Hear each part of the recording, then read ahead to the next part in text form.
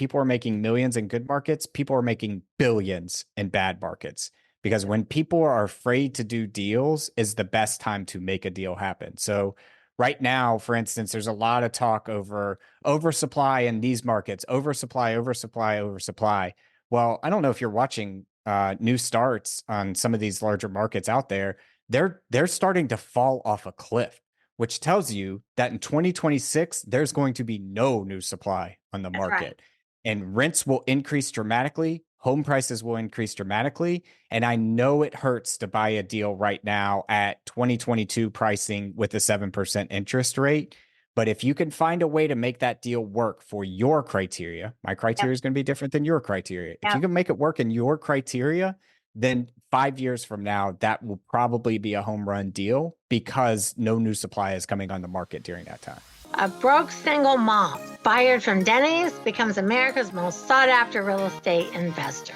How does that happen? Well, that's me, Dwan Bent-Twyford, aka Dwanderful. But it doesn't stop there. I, along with some amazing guests, are going to teach you everything there is to know about investing. Listen, success is not exclusive. I can teach you, you can have it too. I can share with you. So I want you to join me for season 5 of the most wonderful real estate podcast ever. Cheers. Hey, everybody. Welcome to the most wonderful real estate podcast ever. I'm your host, Dwan Bent-Twyford. I'm America's most sought after real estate investor.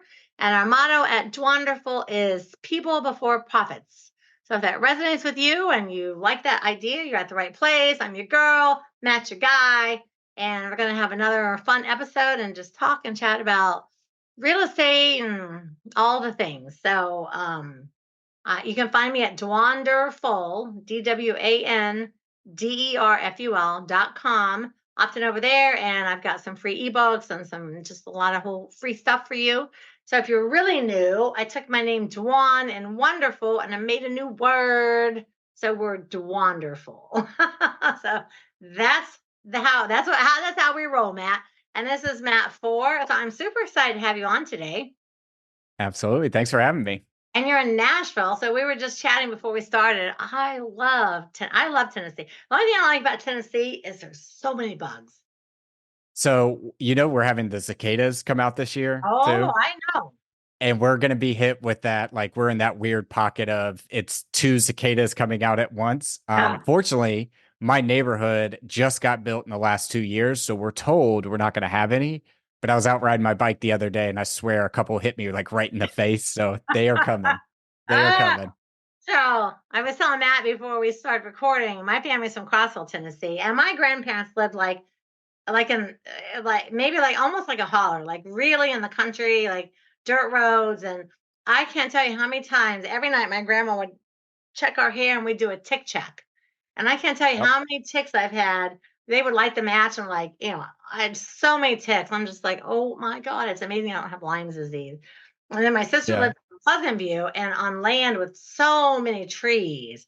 I was like, oh my God, there's so many bugs and spiders and ticks. It's like, oh, but I still love Tennessee. So yeah, It's I'm all about, even when my kids like, hey, we're gonna do tick checks. And I mean, I did my whole life doing that stuff. it's funny you said a holler because like we were talking about Oak Ridge. Oak Ridge is literally like 2 miles wide, 14 miles long. I mean, it is the definition of just a pocket inside of the mountains holler. It really is. And Oak Ridge is such a good town, and Nashville and like Knoxville, like all of that. And people I think don't understand, like Tennessee has so many great things. My sister and I used to go uh, whitewater rafting at the Ocoee Yeah. River. It's Yep. like there's so many great things that people don't know. They just think, oh, it's just a bunch of country people. And it's like there's stuff for days and Yeah. all The of Ocoee Tennessee. is the Ocoee is where they had the Olympics in Yes, '96 for the we went whitewater for the rafting. kayaking. Yeah. Yeah. And I'm telling you, we went on a day where the water wasn't really high enough, so it was like more dangerous than usual. My God, I thought I was going to die from. I was just like fearing for my life, but we did it anyway. It's like and I got all these great pictures, and whew, it was scary, but it was so much fun. Good for the story. Yeah, it's good for the story. It's like because I guess the lower the water is, the more dangerous it is because of all the rocks and things. Hmm. We whitewater raft in Colorado, but the water level is always really high. On the weekend that we went to the Ocoee, I'm telling you, man, we were rats were flipping over, and we're just like, oh, don't let us die. Yeah. But it was so much fun. I love everything about it. So I'm so happy to meet you and talk to you. And so what I like people to do, and I'm just kind of throw you straight into the wolves here, Matt, is I Let's like do people it. to tell us who you are and just give us like a one or two sentence of what you do and all the ways to find you. And then I have some fun questions. Got my green screen on today, so you can't see my questions, but I have them. And we're just gonna talk and we're gonna have a good time today. Perfect. So Matt Fore, based out of Nashville, Tennessee, partner here at Next Level Income. We are a private equity real estate syndication company.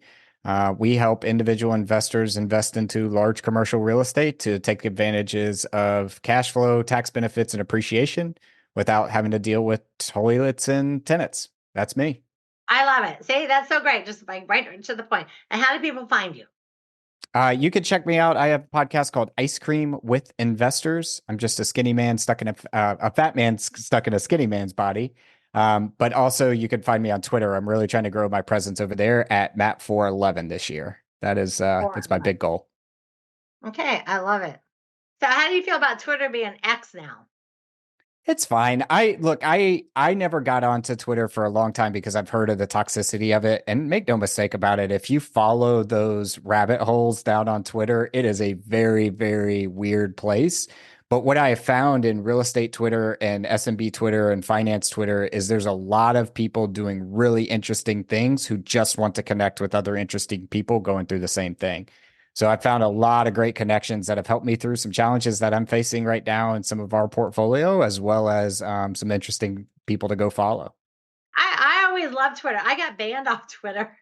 Oh gosh. I did. I used to follow that QAnon and I would like follow all the stuff. And oh, I'm in all the conspiracy stuff. And they made some announcement that they were going to like ban followers and stuff. And I got banned. I was like, seriously? Wow. So now that Elon made it X, I was able to go back in and make a new page. And so now I have it again. So yeah, I don't know. I go down the conspiracy rabbit holes. This is, first of all, most of it's probably true, but it's just fun. And Yeah.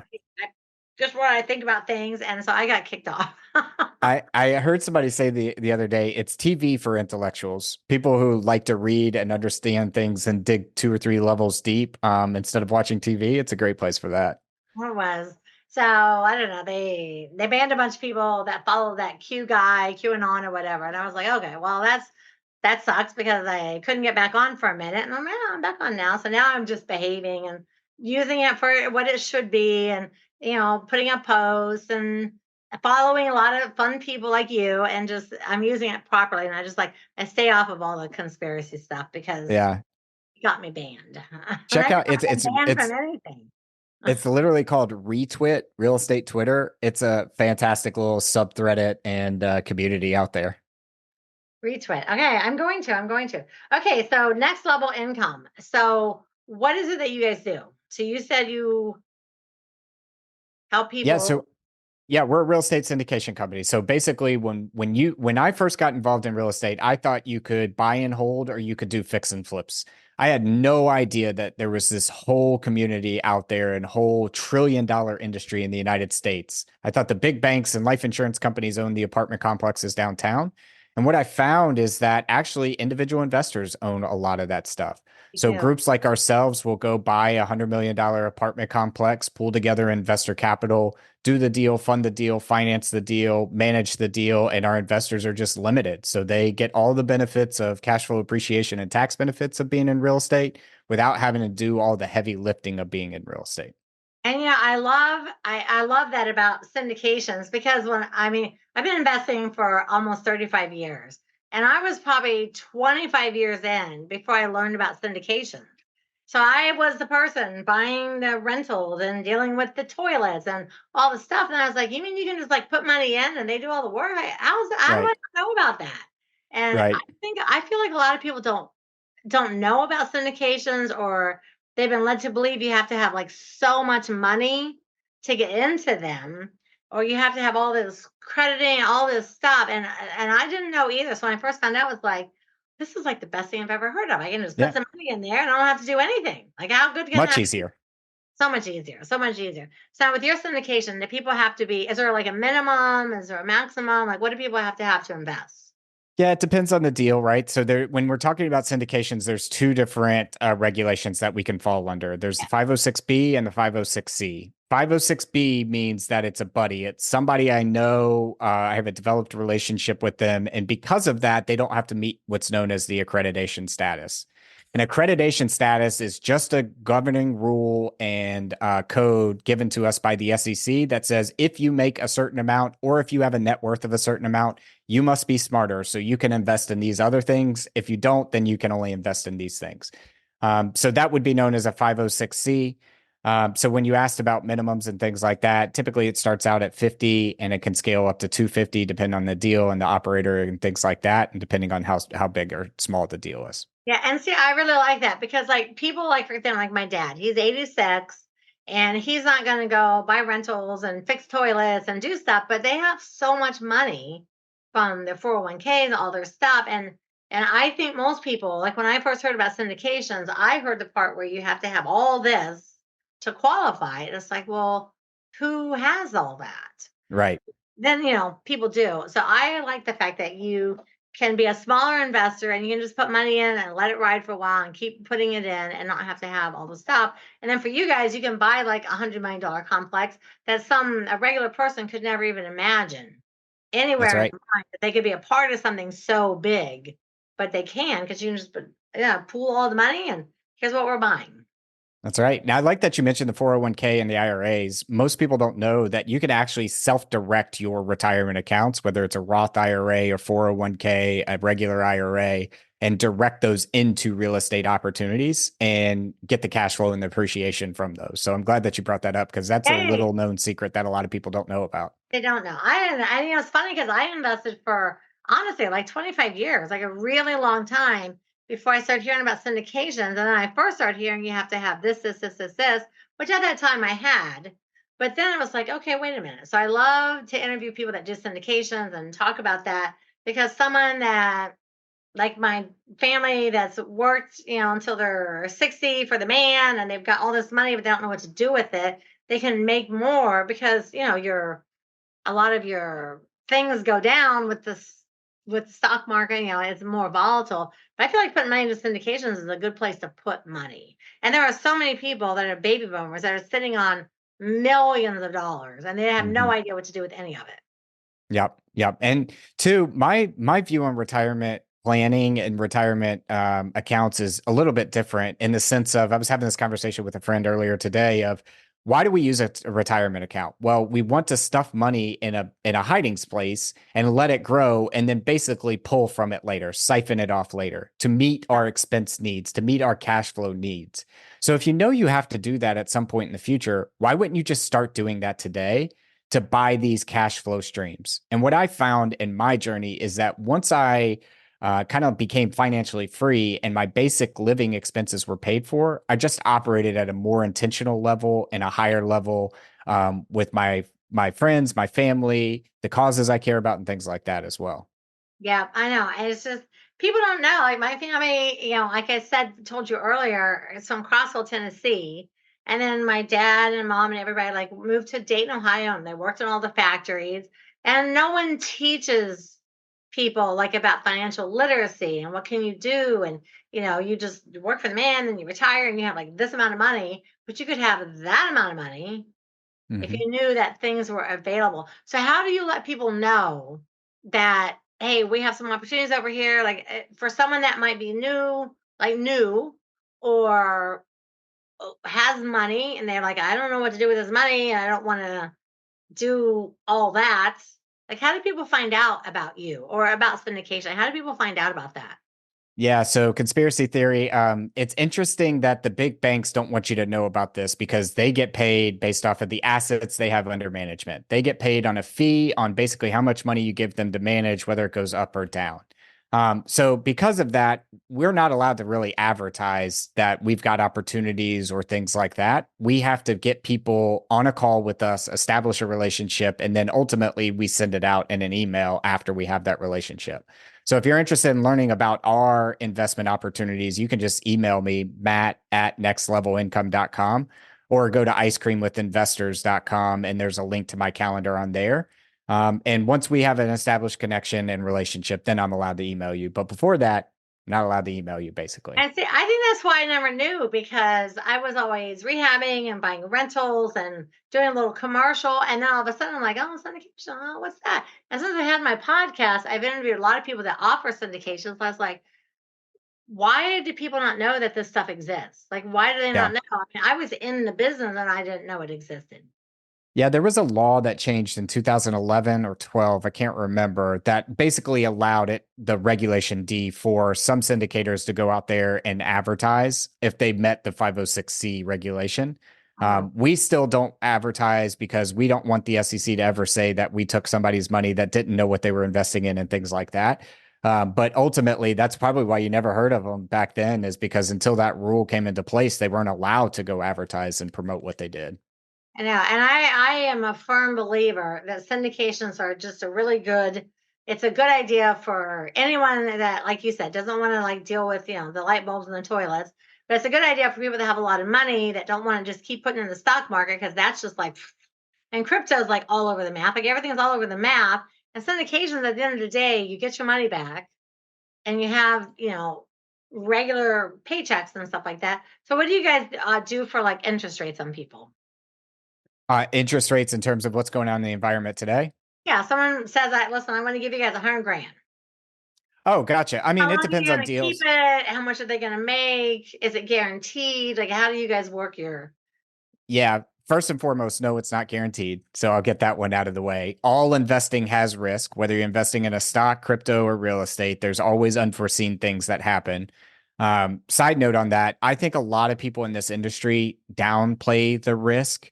What I prefer to do is tell you, hey, here are the risk in this deal that we see. Here's how we're overcoming those risks and minimizing them. Yep. But there are also the biggest risk out there are the ones that we don't know about.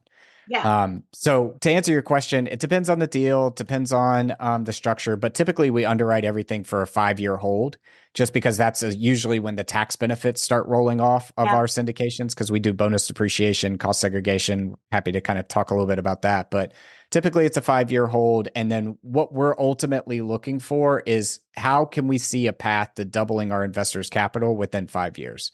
If we Wow. have to, do a bunch of funky things and pray for some magic and do a rain dance, then we're probably not going to do the deal. But if it's like, oh, we could do these 2 or 3 things and there's a clear path, then it makes sense for everybody around. And I know those country people in Tennessee do those rain That's dances. right. That's right. Did you see They're the like out cloud seeding? there. Did you Oh, see the cloud seeding stuff in Dubai right now, by the way? yes, I do. That's And crazy, right? like, what is happening to the world today? It's insane. Yes, I watch all the stuff. I watch Yeah. all the stuff. But it is funny because having like Southern parents, they're religious, but they're so many like wives' tales that everybody believes in all this stuff. It's like that's why nobody in my family got involved in anything other than just like the job, the man, the thing, and at the end of the day, that's safe. But I don't feel like it is safe. I mean, my stepmom worked at General Motors and they closed down and they put everybody on like a forced retirement, and like you don't have any control.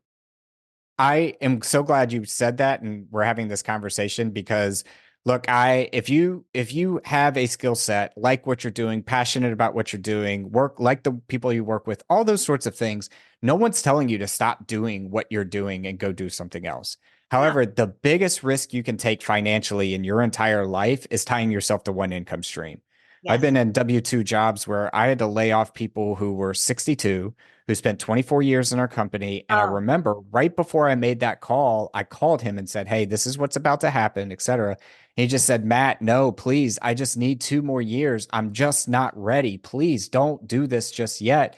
It, it was another 2.5 years before that man found another job. And now he's going to have to work longer than he expected because he had yeah, to draw down off his retirement accounts for so many years. So yeah. if it's real estate, that's great. If it's investing in a business, that's great. If it's doing a little bit of extra something on the side to pick up some extra money, that's fine too.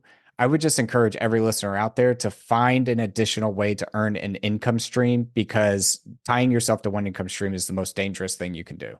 I just I can't even tell you how much I agree with that. I remember my dad and Lois.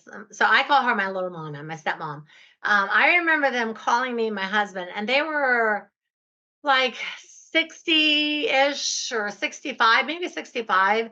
And my dad had retired from the power company. She had been forced into early retirement because they closed all the General Motors factories.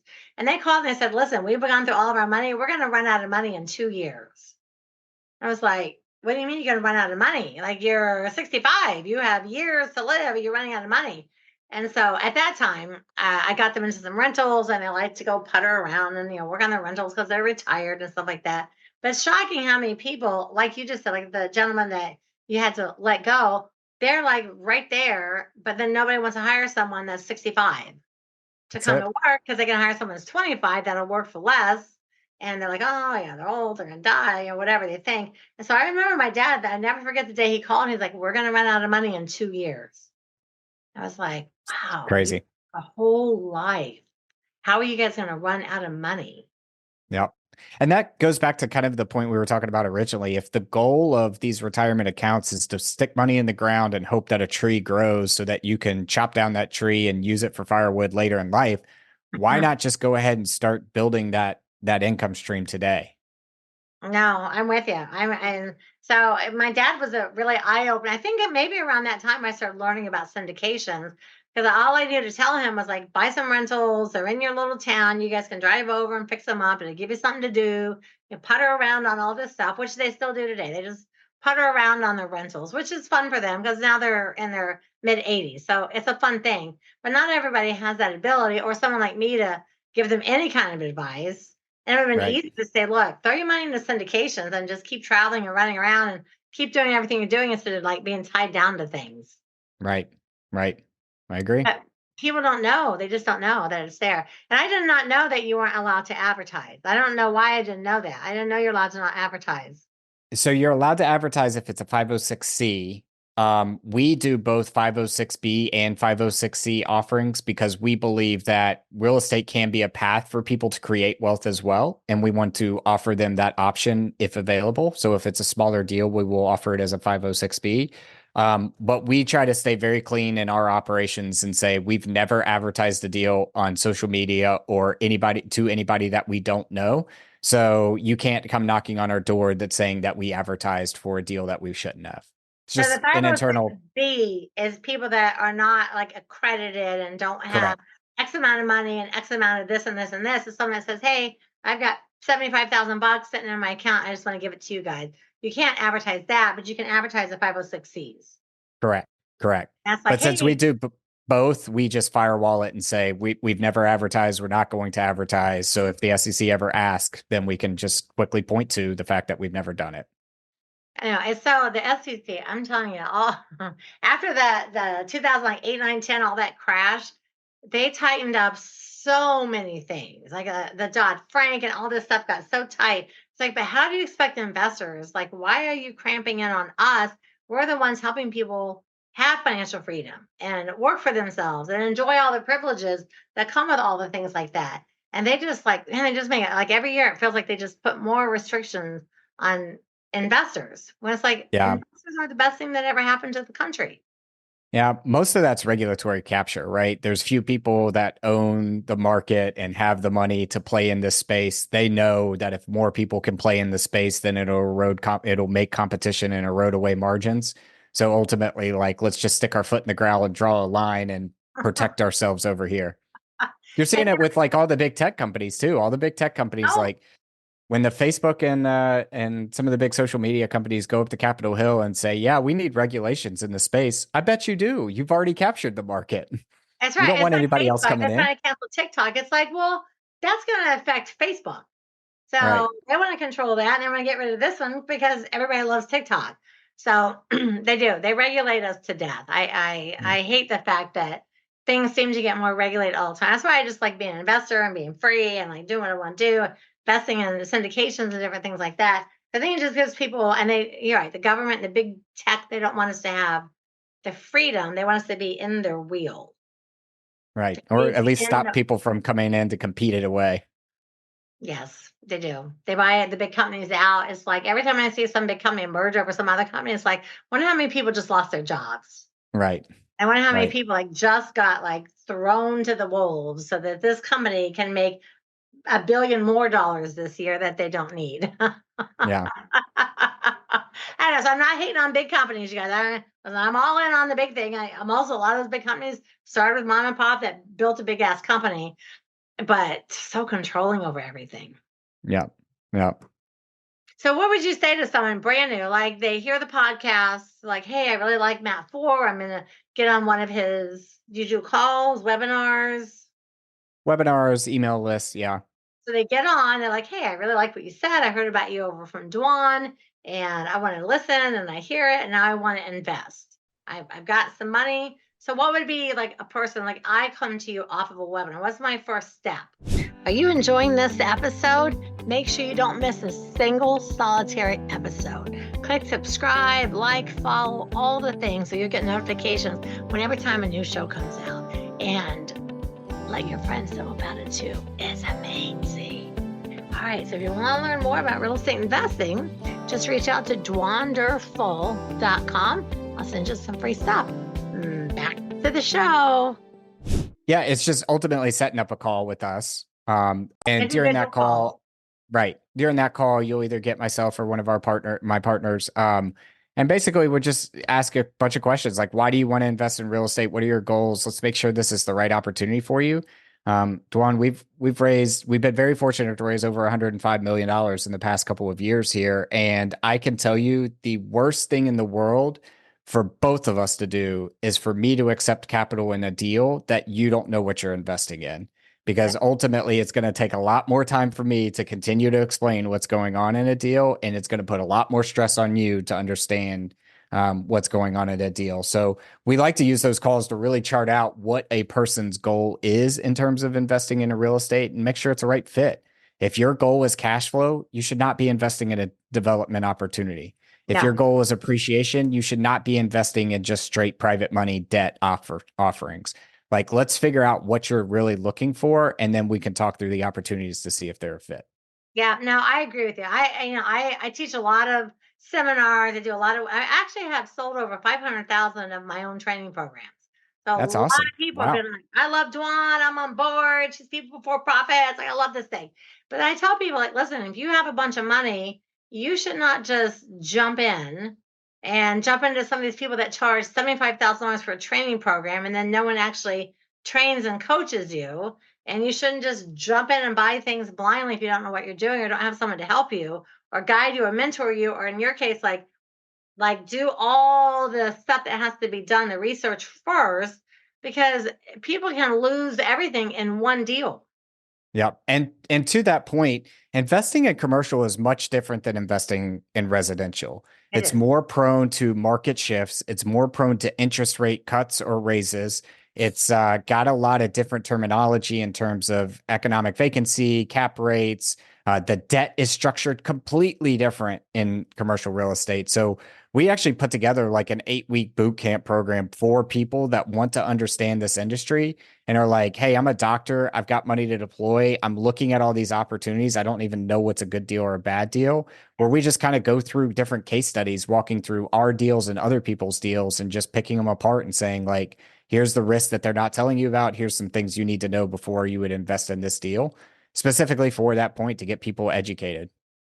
And see, I feel like a lot of people are like, you have 8-week boot camp. I feel like a lot of people are like, oh, let me show you this amazing $50,000 coaching program and I'll help you with everything, but then they don't. So Right. now I go and I teach at a multi-speaker thing, and they're like, oh, I spent 50,000 here and 20,000 here and da, da, and I haven't done any deals yet. It's like, okay, first of all, stop. Let's Fine. And do a I tell deal. people, I said, find someone where your moral compass aligns and work with that person. And then find an opportunity. Like, do you want to be hands on? Do you want to be hands off? You want to be hands off? Do a syndication. Find a company that has a track record and they do all the research for you. And like you said, learn and educate and figure it out, because you can make so much money in real estate. But I see so many people that make these tragic mistakes, like, oh, it didn't work for me. And it's like, but it works for everybody. Yeah. Yeah, just like in every market, somebody's out there doing deals and making money. I don't want to hear that your market's a bad market. Now, it might not align with the goals that you have, and you might not have the time to go build your network relationship deal flow that this person did. But even in San Francisco and New York City, people are doing real estate deals and making millions of dollars. So I know it works. It's just a different strategy you might have to use depending on the market that you're in. Amen. I think the number one question people ask me is like, oh, what about the market? The market's changing. I was like, well, people become millionaires in bad markets, people become millionaires in good markets. It's not about the market, it's about your knowledge. Because when a market goes up or down for me, it doesn't make any difference. I'm still doing my thing. I'm sure for you guys, you're still investing and buying apartments and whatever you're doing.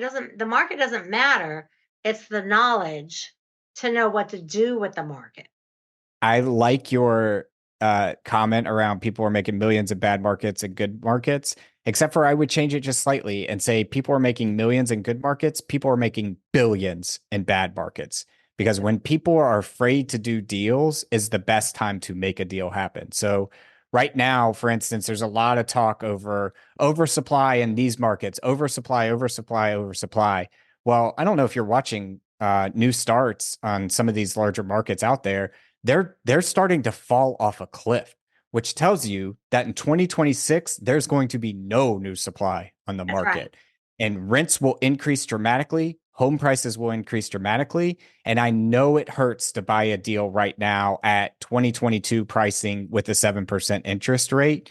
But if you can find a way to make that deal work for your criteria, my Yep. criteria is going to be different than your criteria. If you Yep. can make it work in your criteria, then 5 years from now, that will probably be a home run deal because no new supply is coming on the market during that time. I agree. I feel like people make the most money in a bad market because, like, when everyone's like running and there's like blood on the streets, the Mhm. people that know, they're like, oh man, there's so much money to be And, made right now. And but you have to maybe have a little bit higher risk factor and be willing to like do things and jump into things. And I just feel like everyone's so worried about the market right now. It's like, oh my God, I don't want to hear about the market. It makes no difference. I've been doing this for 30, almost 35 years. The markets have gone all over the map and we're still all making money. and let me just pull on the string a little bit because everybody's like, oh, when the market improves, I'm going to buy, or when the market gets worse, I'm going to buy. No, you won't. No, you Because won't. I think that I am No, they very in won't. control with my emotions around finances, and I understand mathematically how finances work and money works and all those sorts of things. But I would be lying to you and if I didn't say at the end of March 2020, I wasn't scared as well. Like that was the best time to buy real estate, but at the same time, I was looking at my equity portfolio was down 40%. I didn't know if I was going to receive rent next month from all my properties that I own. Yeah, And even I was scared to do deals during that time. So I can tell you if the market gets shocked like that, if you're not doing deals now, you're not definitely not going to do deals when there's a sudden shock to the system. they're not. And when the COVID all started, we had started buying some commercial buildings in this little town called Clinton, Iowa. That's where my husband's from. And they had this little 9 block by 9, 3 block by 3, this little 9 block downtown thing. And so we had started buying a few buildings and it's like rejuvenating the downtown, like, oh, we'll be part of this little thing. And then COVID happened and no one bought anything. We bought like 15 buildings Wow. because they were dirt cheap. And the people that own them were like, I'll finance them for you. Just take them off my hands because everybody was afraid. And I'm like, are you kidding me? We increase our net worth so much because we're like, hey, we don't have the money. We can't get over to the bank right now. COVID's happening. If you can finance all these buildings, we'll take all of them. And we ended up with a total of 28 buildings, Awesome. Awesome. almost Do you still own all those? under finance. Heck yeah, we're fixing up the town. I'm Oh my making a gosh. Hallmark town right now. We'll chat offline. I gotta connect you with somebody. He just bought a mobile home park in Clinton, Iowa, and he lives over in Des Moines. So when you said Clinton, Iowa, I'm like, I actually know where that is. Yes, it is. Well, it's right on the river, and like in the town, there's a bridge, and on the other side is Illinois, so it's right there. So Illinois, they were like locked all the way down, but over in Clinton in Iowa, they didn't have all the lockdowns. So our business went crazy because people drive over the bridge and they could like walk around free and go Mhm. downtown and go into stores because I Illinois was so locked down and Iowa wasn't. So it's like I kept telling people, like, listen, y'all need to invest. It's in COVID. You need to invest. Like, everyone's scared. And Mhm. we ended up with 28 parcels all through that. And everyone was like, oh, we'll own whatever you need. Just take these off our hands. We're going to get stuck. And I was like, but it's other people's fear. And it's not playing on their fear, but they're really terrified and they really want to unload everything they think they're going to get stuck with. And then if you're the right person at the right time and you know what you're doing, the market makes no difference. I'm just like, we'll take everything. Yep. I need to get in your deal flow. That's awesome. I know. I tell you. So we started rehabbing. This is my husband's problem. So like we go back to our high school reunions and we're both 65, 66. So every 5 years you see everyone. I was like, this little town you're from is so cute and it's on the water. And it used to be like really a bustly. And then like out here, they put in the casino and the Walmart and the restaurants and like everyone left the downtown and went like, out here. The downtown just kind of sat there forever. And after like the third time we went back, I was like, why don't we buy something? They have to have this is opportunity zone. There has to be something. There has to be some kind of rebeautification. There had to be something. So I made a couple phone calls, found out they have this whole partnership thing, and like no one's buying buildings. So we're like, they're so cheap. The first building we bought is like 25,000 square feet, and we bought it for $35,000. And it's Oh my beautiful. gosh. It's beautiful. And we just ripped it out, put in new carpet, new stuff, and put in an antique mall. Boom. COVID happened. Everyone's shopping because they can drive across the bridge and they can shop. We're like, oh my God, man, we're going to buy everything. So what happened is we get going and you have to vote. So every little thing like a fall festival or winter fest or whatever, everybody votes because our taxes go into a fund for just the downtown. And, we're big thinkers and we kept getting outvoted on things all the time. I was like, listen, how many more parcels do we have to own to just control the vote? so we bought 8 more. Next meeting, we're like, okay, here's what the Twyfords want to do. I'm like, you Yeah. don't have to vote. I'm like, no, we actually own this extra things. We control the vote. So now here's what we're going to do. And the whole town is like, has all these festivals and music and things like Hallmark. It's just all this stuff's happening. And I just feel like the people didn't see that live there and they're in the small town, they didn't see enough of the big picture to really turn it around. And we're like big picture thinkers and we've invested like you, like all over the country and all over the place. And we're like, no, but you could take this little area and put it in malls and shopping and places to have drinks and coffee and food. And it could be a little mecca. And Yeah. so we just took control of the vote. Like, okay, here's what we're doing now. And it's so fun. So I'm like rehabbing a town. That might be one of the best stories I've heard so far. But I think I heard you gloss over a very interesting detail. You said all of those are in an opportunity zone as well. Yes. And so Oh my gosh. yeah, the whole downtown, the whole 9 blocks is 100% opportunity zone. So for people that don't know what that means, if you own it for 10 years, there's no capital gain. So we're like, we're buying everything we can get our hands on. So finally I was like, listen, so I was like, listen, stop buying buildings. Like stop. We have to fix up everything that we have. And then, we couldn't get a lot of things done during COVID. And then he had a little cancer scare. Some things slowed us down, but it's like, no, we're just going in, we're going to make all this happen. And there's just opportunity everywhere. Like to the point, I guess, is that when people think, oh my God, COVID's happening, the world's on fire, it's like, but you have people investing, we're investing, there's opportunity. There's never not a time when there's opportunity. Yep. Yep. What's that old statement? The best time to invest in real estate was 20 years ago. The next best time is yesterday, sort of thing. It's true though. It is so true. It's like it is the best time. And I Yep. see people all the time, oh, I'm gonna do it when the market changes. And I'm like, no, you're not. Just No. honestly be honest with yourself. You're not going to, it's never gonna happen. Just walk away. Just walk away. If you want to invest today. Because when tomorrow comes, there'll be another reason, another reason, another reason, another reason. That's why I like syndications. People that don't really want to be in real estate can still be in real estate.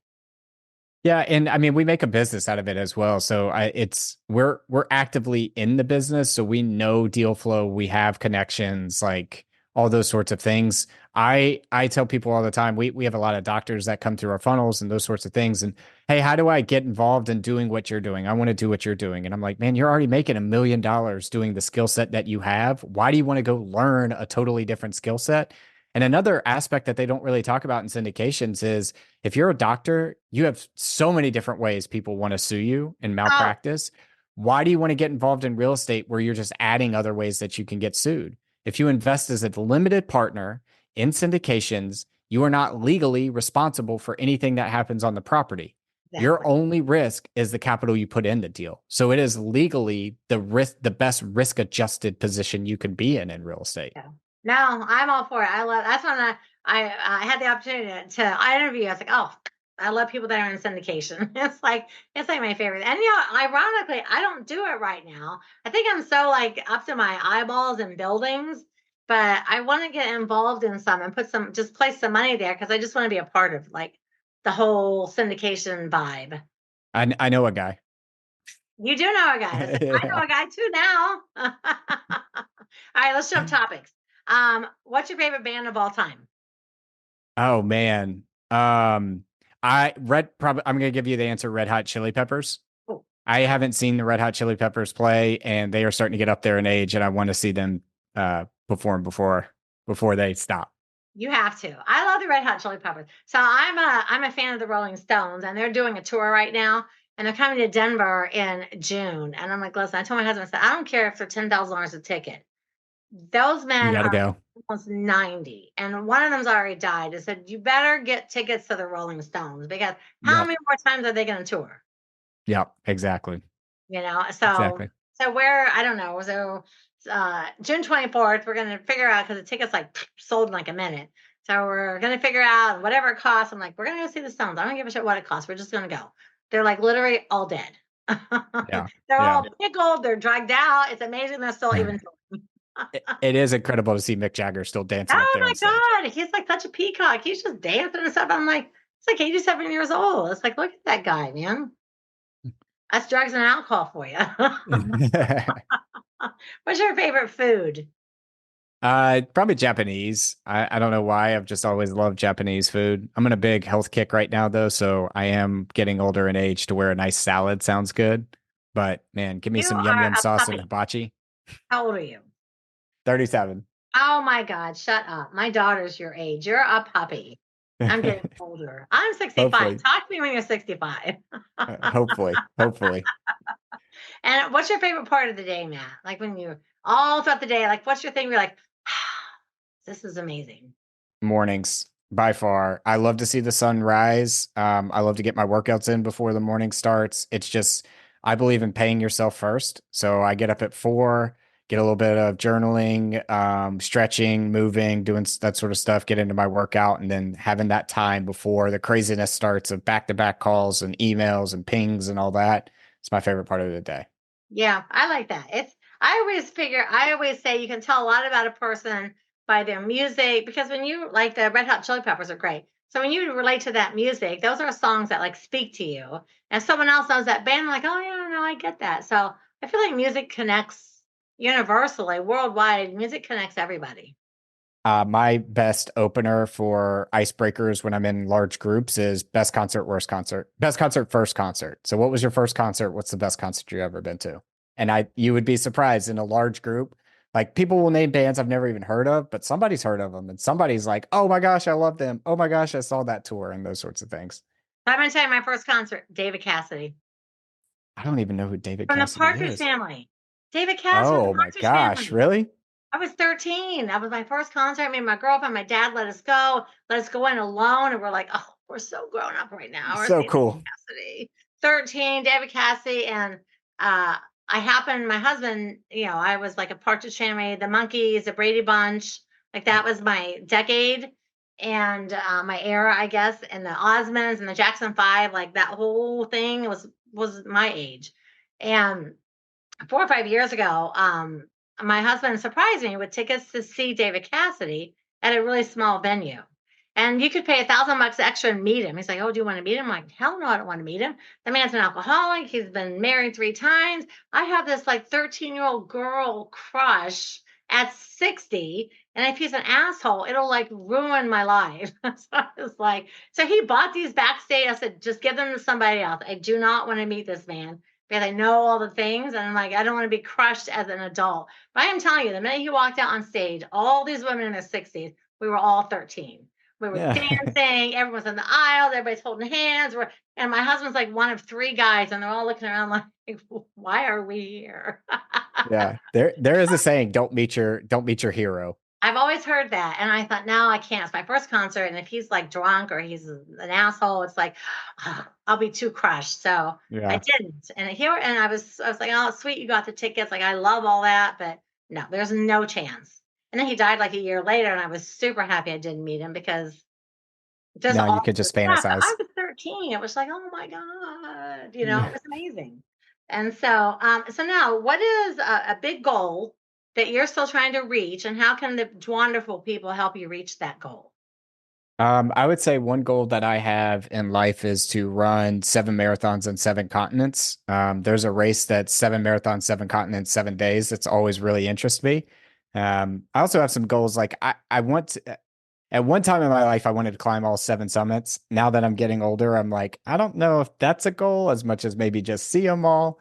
Um, Let's I've see. always, I'm debating this idea of running across America too. Like, running Oh, from San Diego to DC, I think would be a phenomenal way just to see the country and meet people along the way. so But the great. support you need and all those sorts of things And when is you do something that, where you let me know. Email my people. I have them all donate. So my there you go. daughters love Japan. They speak fluent Japanese, both my daughters, and they ran a marathon, like a full. Is it like I hate to Hmm. even say I don't know this. The 26K, Yeah. the full marathon. 26.2 miles. That's it. They ran a full marathon in Japan, like 5 years Wow. ago. So, And the Tokyo one? yep. Yeah, the Tokyo Marathon's very big. I love Japanese culture. Something about the community aspect, the cleanliness of it, the orderliness of it, the details behind it. I just fascinated with Well, the culture, so I've kind of see, my always kids wanted to are get there. 35 and 37. They're your age. My two daughters love Japan. They taught themselves. They took college classes to learn Japanese. Like they speak without the people say they speak without accents because they've learned it so well. And they vacation and travel there and like, we're gonna do a marathon. I was like, seriously? In Japan, they were like there for like 3 weeks. And they both finished in a time frame. And it was like the greatest thing. They were just like, they still talk about it today, how amazing it was. So I think you should Super definitely impressive. do the 7 marathons on 7 continents. In 7 days.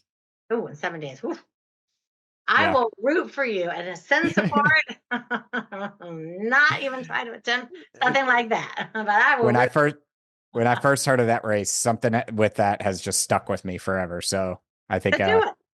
yeah, I Let think I'm me gonna know have to when you're put it doing down. it, and I'll email because I always want to help everyone reach their goals. And all my folks, I say, hey, donate and help and do things and be part of a community, and we would love to help support you on that. So you do that, and I will let all my people know that they got to support Matt Fore because he's 7 days of, oh man. Yeah. They get you on a plane. It's like you run, get you on you're done, take an hour, shower, get you on a plane. Once you land, you got like an hour, you go run again, then you move again. I feel like I'd It's be dead on crazy. the second day. Oh yeah, for sure. I mean, if jet lag alone would kill you for traveling that much. Oh, so much fun though. All right. So, Yeah. folks, if you have enjoyed this podcast today, I want you to do me a favor. First of all, wherever you're listening, I want you to take a minute, leave a 5-star review, and leave a comment and just say, oh my God, Dwan Matter was so fun. I loved every minute of it. So, leave a comment, leave a 5-star review. I want you to find Matt. So, Matt at nextlevelincome.com, That's right? it. And go to dwanderful.com. I have some free ebooks for you. And doing podcasts and all the things that Matt and I do, it's our business, but it's also a labor of love. And we can't do it without your support. So when you like it, you hear it, you support it, just be a part of it. There's like be a part. If you don't know about syndications, get on a call and learn. Take the 8-week class and figure out what it is. Because it's a great thing. It's a great thing. Okay, last thing of the day. I want you to give me a parting word of wisdom, but just a single word. One word of wisdom. Curious. Oh, you came up with that word fast. I think if we were all just a little bit more curious about what the other person was saying and why they were saying it, the world would be a better place instead of being judgmental. Amen. I cannot agree with you more about that. There is too much judgment in this world today. People have lost their minds. I don't even want to talk about it. People have like lost their minds. So I love it. So the people that are my regular listeners, they take the word curious, and that's our word of the week. So everyone curious is your word of the week, and he just told you what it means to him. So be more curious and stop y'all being so opinionated. Love it. That's a really hard question. I'm gonna use that from now on. Well, I never tell people in advance because I used to say, give us a word of wisdom, and people give like a 5-minute thing. And it's like, oh, it's too long. So I'm going to do a word. But if you tell people ahead of time, the whole time they're thinking about their word. So it's Yeah. better just to say, give me a word, and then people really tell you what's really at the top of their mind. You threw me off with the just one word because I was going down this long diatribe of philosophy, but when you said just one word, that's what made me stop. That's That's a it. good question. It makes everybody stop, and then they're like, "Oh, a word." It's like, and then they have to think. And you can see by the way people are moving, like they're thinking. It's like whatever word comes out, that's what's important to them. So curious is a great word because I am so curious about people, which is why I podcast. I love it. I love I it. love I it. love people. I'm curious, and I'm curious about the whole world, all the things in the whole world. Okay, so again, I want to thank you for being on and sharing time with us. I know that time is our most valuable asset. You may not realize that at 37, but you will realize that at 65. I certainly realize it already. So I appreciate you spending the time with us and all listeners. I always appreciate y'all investing an hour of your time to listen to all the super fun people that I interview. And again, leave reviews, follow, subscribe, go to YouTube, all the things. Just be a part of all the things. And we'll be back next week, same bat time, same bat channel. And remember that the truth is in the red letters.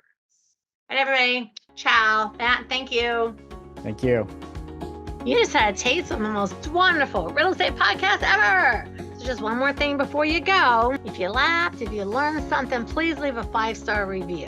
Don't be a gatekeeper. Share it with everyone that you know. And I'll see you back here next week for the most wonderful real estate podcast ever.